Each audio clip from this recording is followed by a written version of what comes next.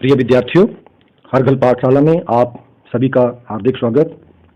आज अभिव्यक्ति और माध्यम के पत्रकारिता के विविध आयाम इस अध्याय से पत्रकारिता के सिद्धांत या संपादन सिद्धांत इस विषय को लेकर मैं कुलदीप कुमार शांडिल्य, प्रवक्ता हिंदी, राजकीय वरिष्ठ माध्यमिक विद्यालय पंजगाई, जिला बिलासपुर, आपसे चर्चा करने के लिए प्रस्तुत हुआ हूँ।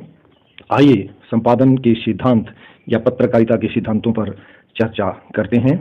पत्रकारिता, जैसा पूर्व में आप जान चुके हैं, पत्रकारिता करने वाले पत्रकार तीन प्रकार के होते हैं: अंशकालिक पत्रकार, पूर्णकालिक पत्रकार और फ्रीलांसर या स्वतंत्र पत्रकार। पत्रकारिता के अंतर्गत प्रमुख कार्य तीन प्रकार के होते हैं। प्रथम कार्य है पत्रकार अंशकालिक, जो पत्रकार समाचारों को संकलित करते हैं और उन्हें मुख्यालय तक भेजते हैं। संपादक मंडल के जो सदस्य मुख्यालय में बैठे होते हैं, पत्रकार का एक समूह जो वरिष्ठ पत्रकार होते हैं वो उसे संपादित करते हैं, उसकी त्रुटियों को, अशुद्धियों को, वर्तनी की अशुद्धियों को दूर करते हैं, छपने योग्य बनाते हैं और किस पृष्ठ पर कितने शब्दों में उसको छपना है ये निर्णय लेते हैं। इन्हें गेट कीपर भी कहते हैं। तो ये दूसरे प्रकार के पत्रकार, ये दूसरे प्रकार का कार्य है।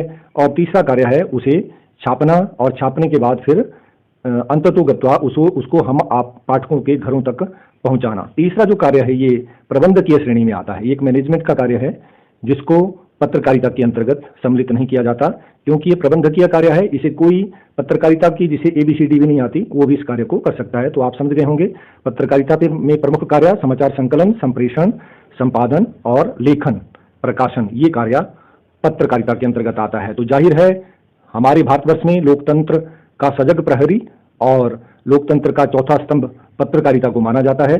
तो पत्रकारिता के कुछ सिद्धांत हैं, उन सिद्धांतों पर पत्रकारिता चलती है। तो उन सिद्धांतों पर हम चर्चा करते हैं। संपादन का अर्थ आप समझ गए होंगे।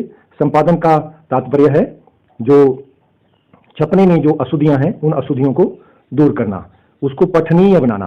पठनीय मतलब पढ़ने योग्य बनाना। और ये कार्य उप संपादक और अन्य जो सहयोगी संपादक है उस कार्य को करते हैं।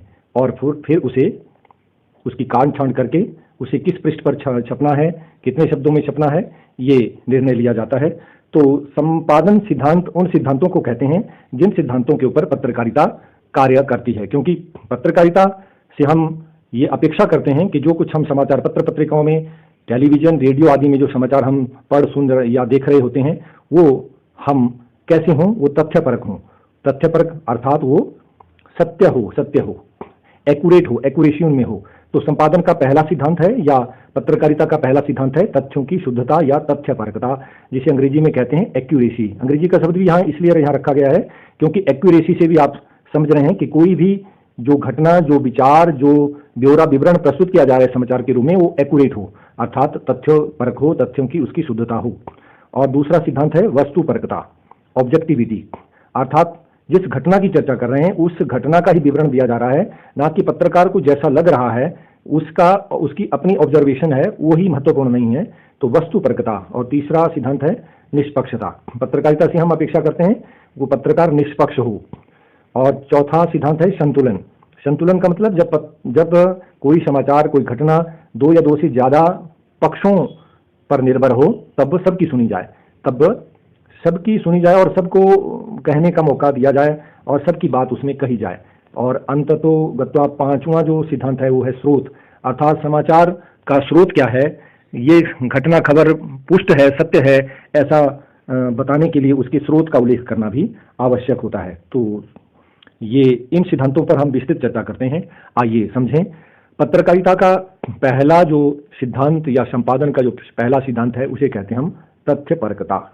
क्या कहते हैं? तथ्यपरकता, एक्यूरेसी। एक आदर्श रूप में हम मीडिया अर्थात पत्रकारिता से ये अपेक्षा करते हैं कि जो कुछ उसमें प्रसारित किया जा रहा है वो वास्तविक है, वो वास्तविकता का प्रतिबिंब है, वो सत्य है।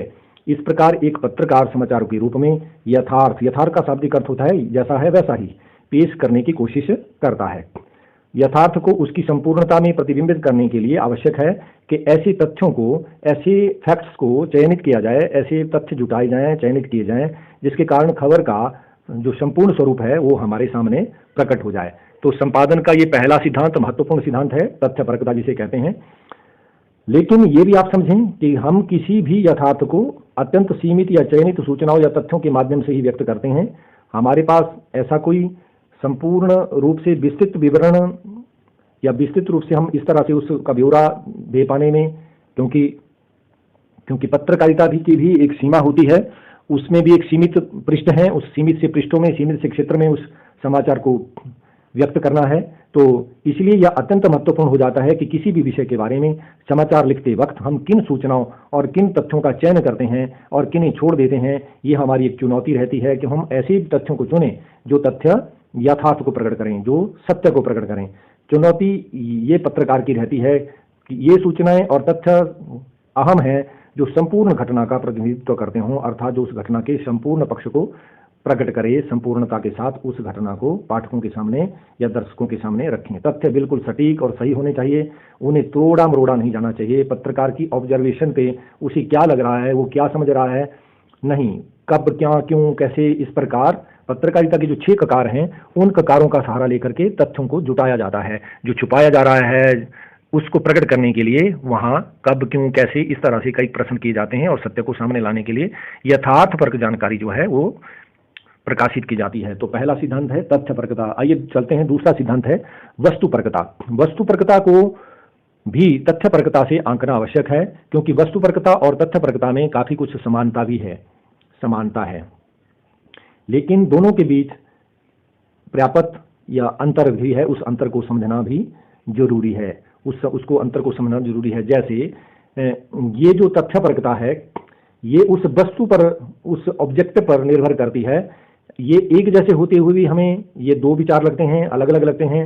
तथ्यपरकता का संबंध जहां ज्यादा से ज्यादा तथ्यों से होता है, फैक्ट्स पर होता है, वहीं वस्तुपरकता का संबंध इस बात से है कि कोई व्यक्ति तथ्यों को कैसे देखता है।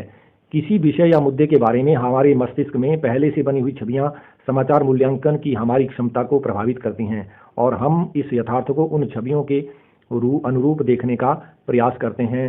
तो हमारी जो अपनी, जैसा हम कह सकते हैं कि हमें क्या लग रहा है वो महत्वपूर्ण नहीं है, परंतु वो तथ्य और उस वस्तु, उस विषय पर निर्भर जो घटनाएं, सूचनाएं हैं उनका विवरण दिया जाता है। तो वस्तुपरकता भी संपादन का एक महत्वपूर्ण सिद्धांत है। और तीसरा जो सिद्धांत है संपादन का उसे कहते हैं निष्पक्षता। निष्पक्षता को अंग्रेजी में कहते हैं फेयरनेस। पत्रकारिता की भाषा में प्रचलित शब्द है फेयरनेस। तो फेयरनेस का मतलब निष्पक्ष। पत्रकार से हम ऐसी अपेक्षा करते हैं कि पत्रकार निष्पक्ष होना चाहिए। आज के सामाजिक राजनीतिक संदर्भ में पत्रकार का किसी विचारधारा से, किसी पक्ष से जुड़ जाना और किसी दूसरे की अनदेखी करना, ऐसा आम समाज के लिए, एक तटस्थ या समाज के लिए ऐसा अच्छा नहीं है। तो हम पत्रकार से अपेक्षा करते हैं कि पत्रकार कैसा होना चाहिए, निष्पक्ष होना चाहिए। तो उसकी निष्पक्षता से ही उसके समाचार संगठन की साख बनती है। यह साख तभी बनती है जब समाचार संगठन बिना किसी पक्ष के, अर्थात बिना किसी भेदभाव के, उस सच्चाई को सामने लाते हैं, सच्चाई को सामने लाते हैं। पत्रकारिता लोकतंत्र का चौथा स्तंभ है। इसकी राष्ट्रीय सामाजिक जीवन में अहम भूमिका है। इसलिए पत्रकार या पत्रकारिता का निष्पक्ष होना आवश्यक है। परंतु अब आप यहाँ ये भी विचार करें कि निष्पक्षता का अर्थ तटस्थ बिल्कुल भी नहीं है। तटस्थता बिल्कुल भी नहीं है। तटस्थ का मतलब कि वो न्यूट्रल हो गया है, ना वो एक पक्ष की सुन रहा है ना दूसरे पक्ष की सुन रहा है, जब उसके लगता है कि संघर्ष और टकराव यहाँ है। इसलिए पत्रकारिता सही और गलत, अन्याय और न्याय जैसे मसलों के बीच में तटस्थ नहीं रह सकती, तटस्थ नहीं हो सकती। निष्पक्ष होते हुए भी उसे क्या करना है, सत्य का साथ देना है, सही का साथ देना है, उसे न्याय दिलाना है, उसे जो प्रभावित पक्ष है, जो पीड़ित पक्ष है, जिसके साथ अन्याय हो रहा है, उसका साथ देना है। तो निष्पक्षता भी पत्रकारिता का एक महत्वपूर्ण सिद्धांत है। तो आइए चलते हैं, चौथा सिद्धांत है संतुलन। संतुलन का मतलब बैलेंस। तो पत्रकारिता से यह भी हम अपेक्षा करते हैं कि पत्रकारिता निष्पक्ष भी हो, निष्पक्ष के साथ साथ वो ऐसी संतुलित खबर प्रस्तुत करे कि वो सबकी सुने। प्रायः मीडिया पर आरोप लगाया जाता है कि वह समाचार कवरेज जो है उनकी संतुलित नहीं है, वो किसी एक पक्ष या एक विचारधारा की तरफ उनका झुकाव है। आमतौर पर समाचार में संतुलन की आवश्यकता वहीं पड़ती है जहां किसी घटना में अनेक पक्ष शामिल हों। जैसे उदाहरण के तौर पर 2 दलों के बीच की बात है, 2 समुदायों या 2 वर्गों के बीच किसी संघर्ष या टकराव की बात है, तो वहां ऐसी खबर, ऐसा समाचार प्रस्तुत किया जाए जिसमें दोनों को कहने का, दोनों को सुनने का मौका, कहने सुनने का मौका दिया जाए और दोनों की बात को वहां प्रस्तुत किया जाए। उनका आपस में किसी न किसी रूप में टकराव हो, ऐसे समय में सबकी सुनी जाए, सबको कहने का मौका दिया जाए। तो इसलिए उस समय पत्रकारिता का या संपादन का ये तकाजा है कि सभी संबंधित जो पक्ष हैं उन सभी संबंधित पक्षों की बात सुनी जाए और उसका जैसा जैसा महत्व है उस महत्व के अनुसार खबर में उसका भी, समाचार में उसको भी स्थान दिया जाए। तो ये पत्रकारिता का चौथा सिद्धांत है। अंतिम सिद्धांत है स्रोत। स्रोत का मतलब रिसोर्स। हर समाचार में शामिल की गई सूचना या जानकारी का कोई स्रोत होना आवश्यक है। किसी भी समाचार संगठन के अनेक स्रोत होते हैं और फिर उस समाचार संगठन का पत्रकार जब सूचना एकत्रित करता है तो उस पत्रकार के भी अपने स्रोत होते हैं। उदाहरण के तौर पर बिलासपुर स्थित जो पंजाब केसरी का संवाददाता है, वो बिलासपुर क्षेत्र शहर में के आसपास के क्षेत्रों में उसके अपने स्रोत हैं जहां से वो सूचनाएं एकत्रित करता है, सूचनाओं की पुष्टि करता है। और समाचार संगठन के भी अपने स्रोत होते हैं, समाचार संगठन भी उन खबरों को वहां से एकत्रित करता है। तो इसलिए इस तरह किसी भी दैनिक समाचार पत्र के एक तो अपने जो उसका क्षेत्र है जिसे हम बीट कहते हैं, उस क्षेत्र के अपने स्रोत होते हैं और समाचार पत्र के भी अपने स्रोत होते हैं। उदाहरण के तौर पर हमारे भारतवर्ष के जो समाचार पत्र हैं उनके प्रमुख जो स्रोत हैं वो है पीटीआई। पीटीआई का मतलब प्रेस ट्रस्ट ऑफ इंडिया, इसे भाषा भी कहते हैं। यूएनआई, इसको यूनी वार्ता भी कहते हैं, यूनी वार्ता। तो ऐसी समाचार एजेंसियां हैं।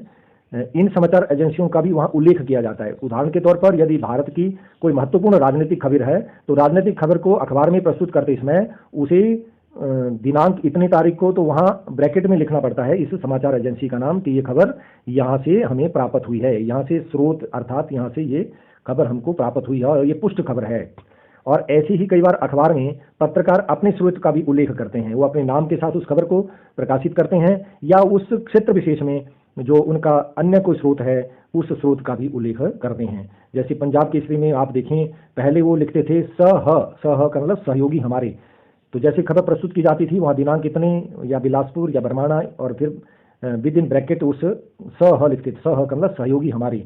नीसंग का मतलब निजी संवाददाता या उस संवाददाता का नाम वहां लिखा जाता है। तो इस स्रोत का उल्लेख करने का तात्पर्य यह रहता है कि समाचार के पाठकों को ये पुष्ट हो जाता है कि इस घटना का स्रोत है, स्रोत का उल्लेख किया गया है, अतः यह खबर पुष्ट है। तो भारतवर्ष की जो समाचार एजेंसियां हैं उनके नाम है PTI, press trust of India. इसका मुख्यालय दिल्ली स्थित है। और एएनआई दक्षिण एशिया की सबसे बड़ी न्यूज एजेंसी है और इसका नोएडा उत्तर प्रदेश स्थित दिल्ली के नज़दीक इसका कार्यालय है। तो और ऐसे ही आपको बताया जहां यूनी वार्ता है, यूएनआई, तो ये समाचार एजेंसियां हैं। देश विदेश की, विदेशों की जो खबरें हैं वहाँ की समाचार एजेंसियों से वो पुष्ट होती हैं तो उसका नाम वहाँ लिखा जाता है। तो इस प्रकार ये संपादन के सिद्धांत हैं। इन सिद्धांतों पर ही पत्रकारिता कार्य करती है। पत्रकारिता से हम ये अपेक्षा करते हैं कि पत्रकारिता जो है वो जो सूचना समाचार जानकारी हम पढ़ रहे हैं वो यथार्थ है, वो वस्तुनिष्ठ है, वो निष्पक्ष है, वो वस्तुनिष्ठ है, वो निष्पक्ष है, वो संतुलित है और उसमें स्रोत का उल्लेख किया जाता है। तो क्यों, तब हम उसे मानेंगे वो दैनिक इतिहास है, वो सच का आईना है। ऐसे वीडियो लेक्चर के लिए कुलदीप आर्ट क्लासेस को सब्सक्राइब कीजिए। Thank you.